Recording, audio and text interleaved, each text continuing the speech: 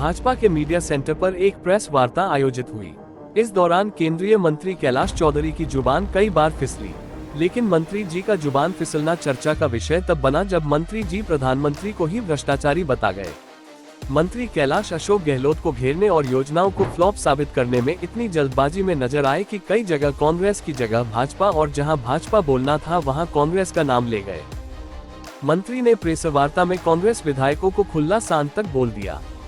मंत्री बोले कि अशोक गहलोत ने खुले सांडों को छोड़ दिया है, जिन्होंने पूरे प्रदेश में लूट मचाने का काम किया।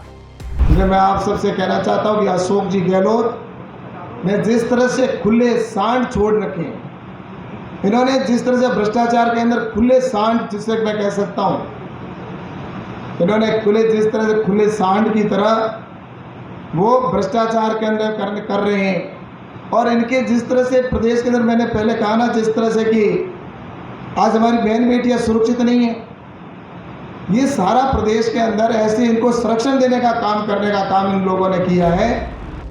मंत्री ने मुख्यमंत्री गहलोत और पीसीसी चीफ को बंदरिया कहकर कहा कि जब बिच्छू काट जाता है वैसे हालत हो रहे हैं।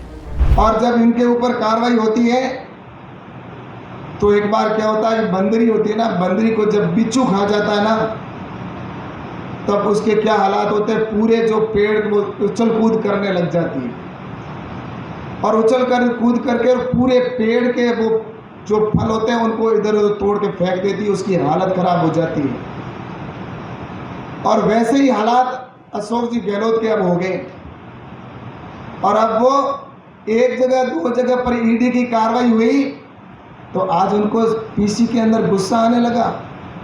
गुस्से से बोल रहे थे कि हमारे ऊपर कार्रवाई हो गई। मैं कहना चाहता हूँ, अभी तो एक दो बिच्छू खाए हैं आपको, बंदरी को, अभी तो आगे और कई अगर बंदरियों को इस तरह से बिच्छू खाना शुरू करेंगे तो पूरा बाग तिलमिला उठाएगा, पूरे बाग को ही आप उजाड़ देंगे।